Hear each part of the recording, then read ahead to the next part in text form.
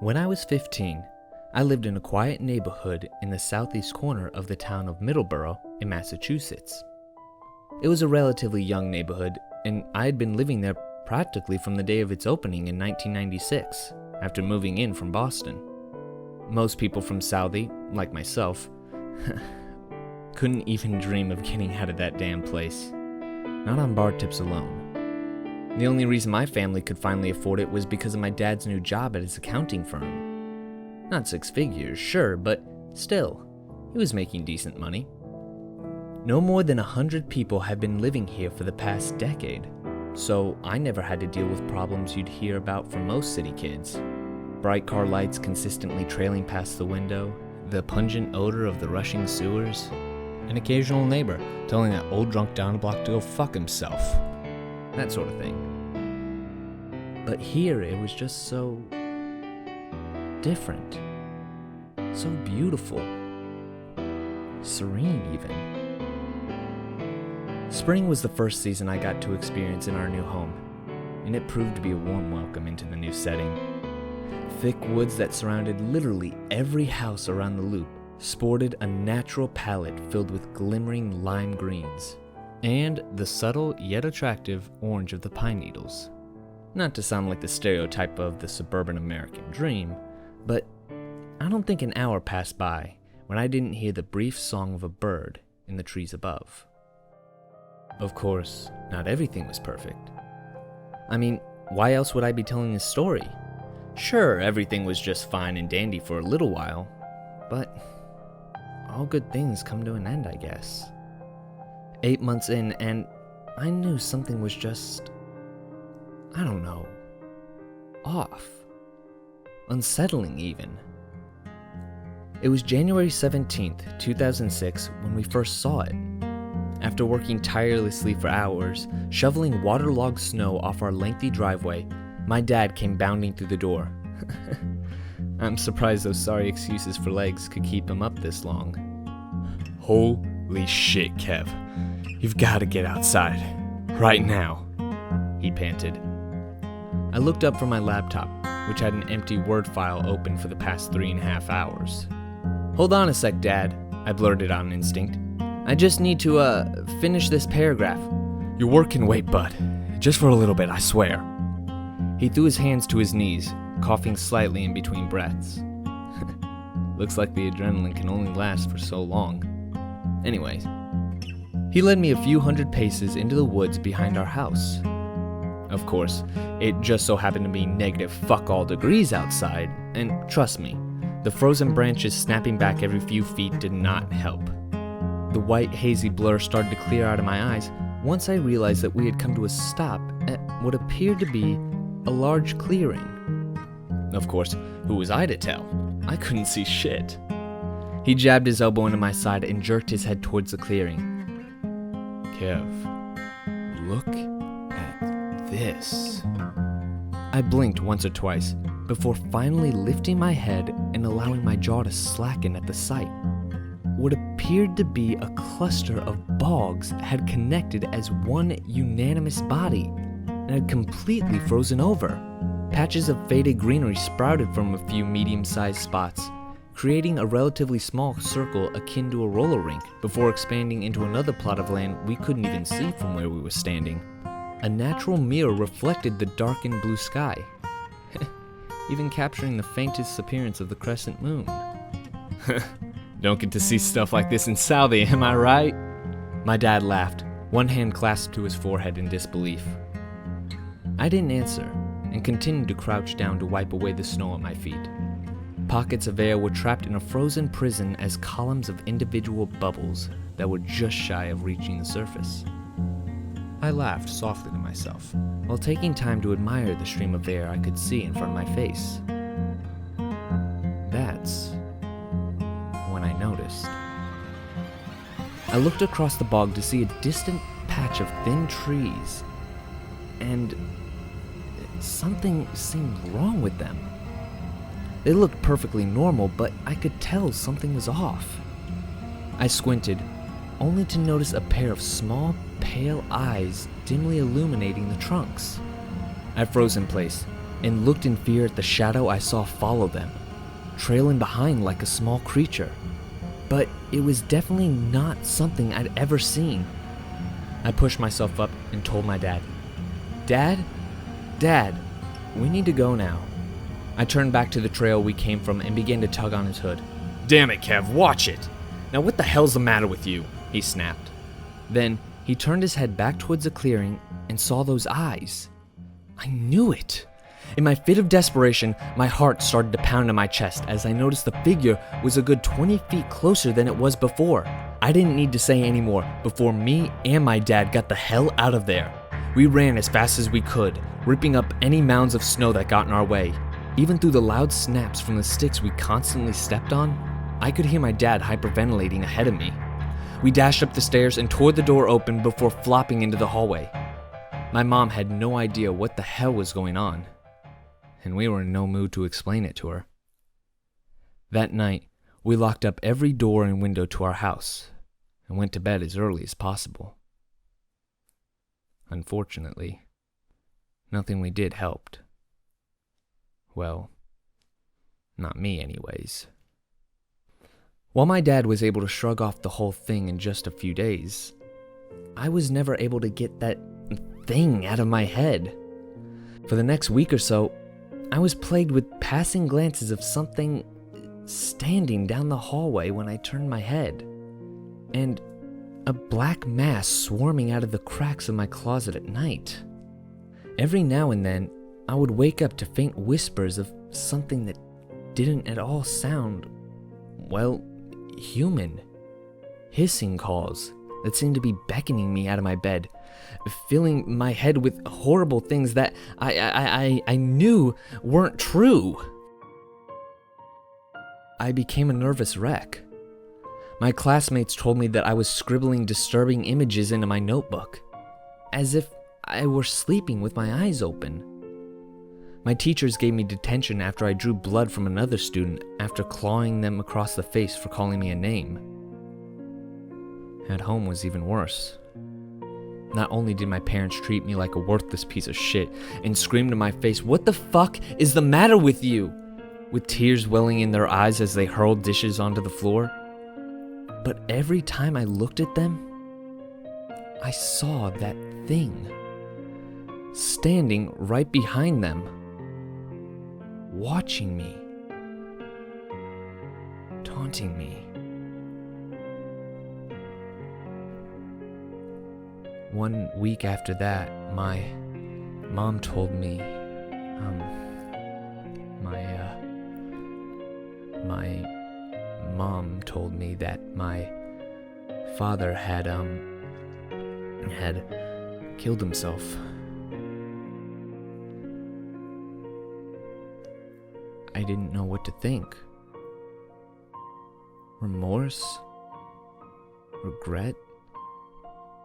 Pain? Sadness? Joy? All of it just kind of went away. Like, it's not like those things weren't there. It's just that they were replaced with this heaviness, this guilt that hung in my chest like a block of lead. I spent my nights holding her hand at the empty kitchen table as she wept into her sleeve. And by then, I didn't even want to know how he did it.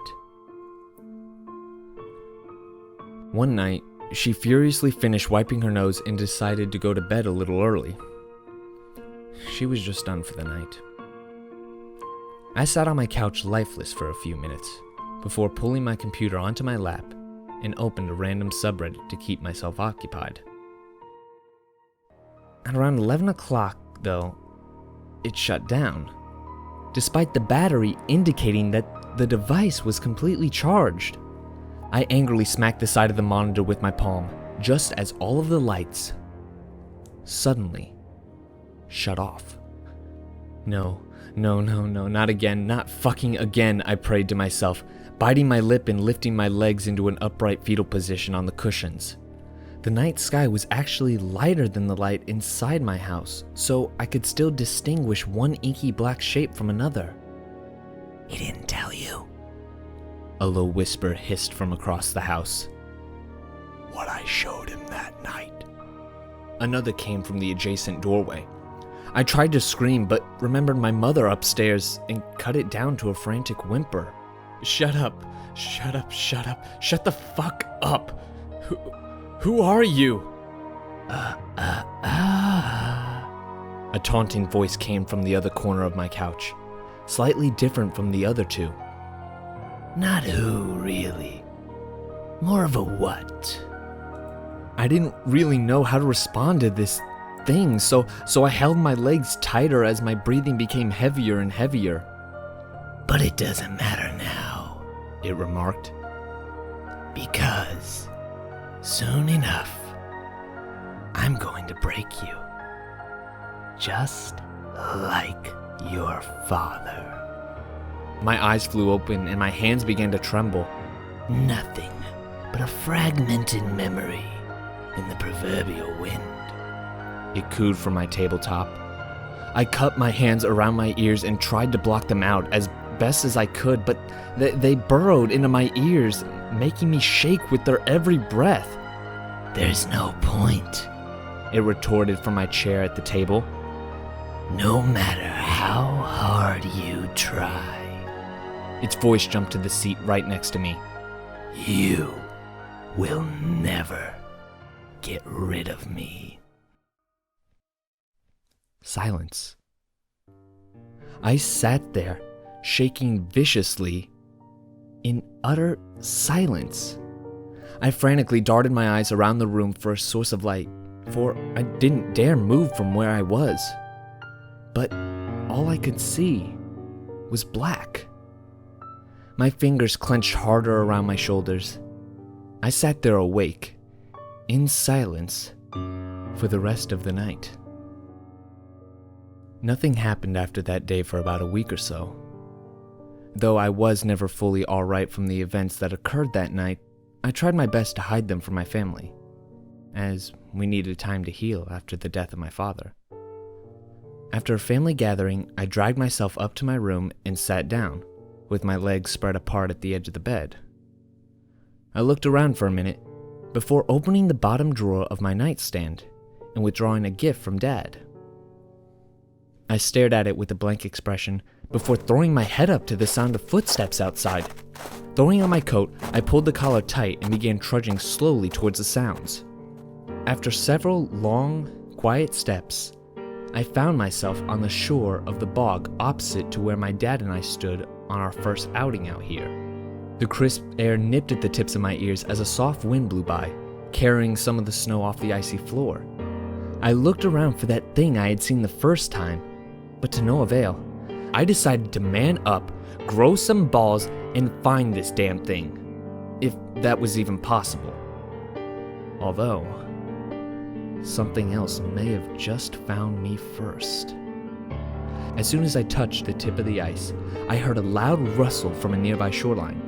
I quickly found cover behind a rock jutting from the shallow end of the bog and watched a man stumble out of the trees, clutching his arm in his jacket.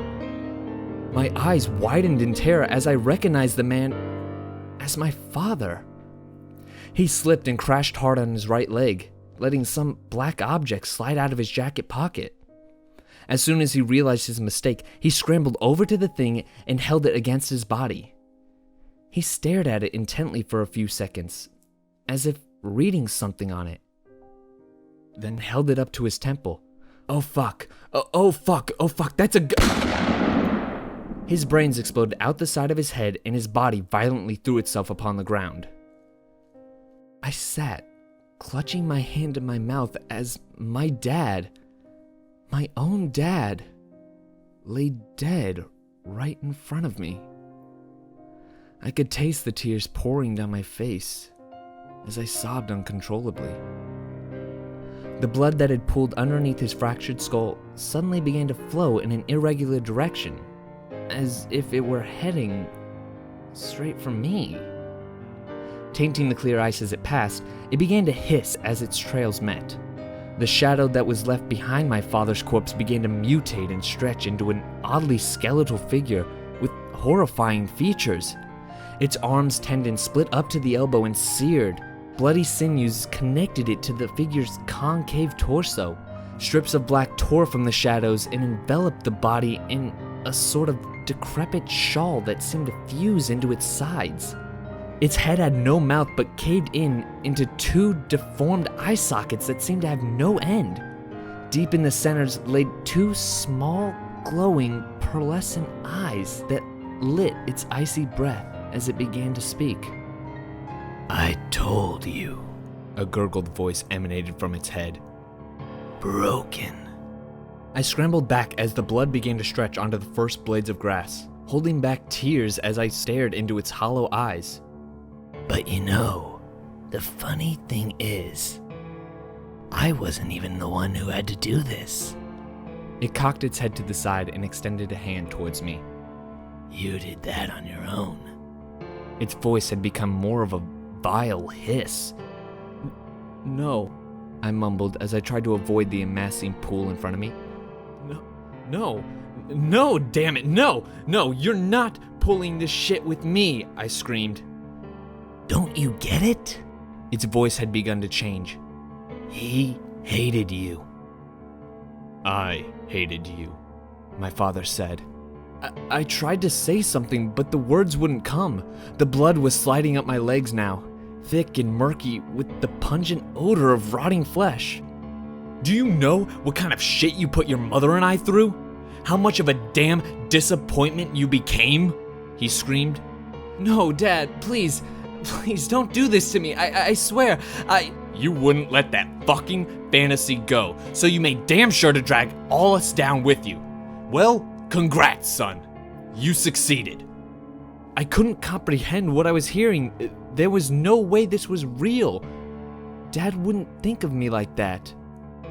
I wouldn't make him do that. Jesus Christ, what did I do? At my chest. You were nothing to me, Kevin. The figure slowly rocketed towards me, a thin smile ironing its way across its face.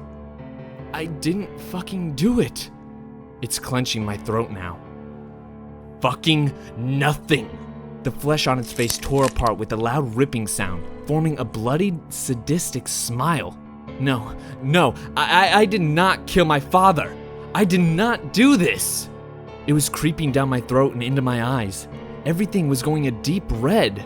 Its voice became a crude mesh of my father's and its own. Without me, you are nothing. Its smile widened as drops began to fall from its mouth. And when I'm through with you, I will be everything. I made you up, I muttered. I made you up. I made you up. You aren't real, damn it. None of this is real. The figure's face tightened and wrapped its bony fingers around my neck. I could feel it break skin. We'll see. I opened my eyes and suddenly, it was gone. All of it. The blood, my dad, everything. Everything. Except the figure, which was standing alone, lurched over with its body poised low to the ground. It froze for a moment, and his pale eyes rolled through their deep sockets, until he was looking straight towards my face. You shut me out, it murmured. Huh. You think I care? Its grip tightened around my windpipe as it wound up its arm before slamming me into the rock-hard ice below me, knocking the frigid breath from my lungs upon contact. Oh. Shit. Could have sworn I heard something crack. Whether it was my ribs or the ice itself, it really fucking hurt. I struggled against its hands and slid my neck out from between its fingers, leaving red, bleeding streaks along my neck and shoulders. It felt so fucking painful, but I had to keep moving. As I sprinted back through the blackened woods, I heard the frenzied screech of whatever that damn thing was blast through my eardrums the entire dash back to my yard. Oh fuck, like looking back. I ran as fast as I could to get to that door and threw myself inside into the safety of my own home. I sat alone in the dark for hours, clutching my wound with my hand. A small price to pay to finally move forward without him. Well, now that, it's gone, I'm not quite sure what to do. I can't believe I'm saying it, but that thing kept me pretty damn busy for the past few months. Well, just whatever. I'll find something. With or without him. I just gotta learn to move on from here on out.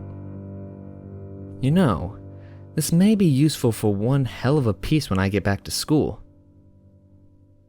His name, on the bottom, everything. Now, you may not hear from me for a while because, well, to be real, I mean, what else is there to say? The end? Case closed? Game over? Huh. Game over. Hold on. There's one small thing I need to take care of first. The seductive warmth of metal meeting man truly is a wonderful thing. The truth is, I can't get enough of it. As a matter of fact, I think I can go deeper.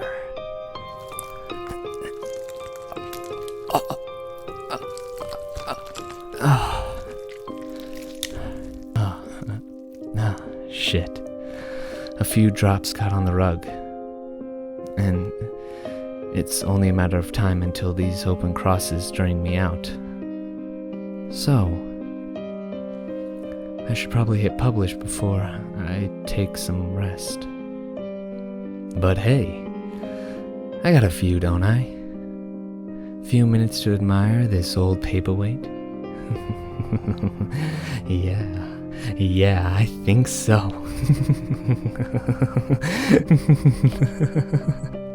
Meekly wiping off the last bit of blood from the end of the barrel, I'm laughing as I clasp the polished oak wood grip and flip it into my left hand. On the upper face reads a message in sludgy black pen marks. To Kev. Everyone's got to get their shot one day. So, I hope this will be yours. Love, Dad.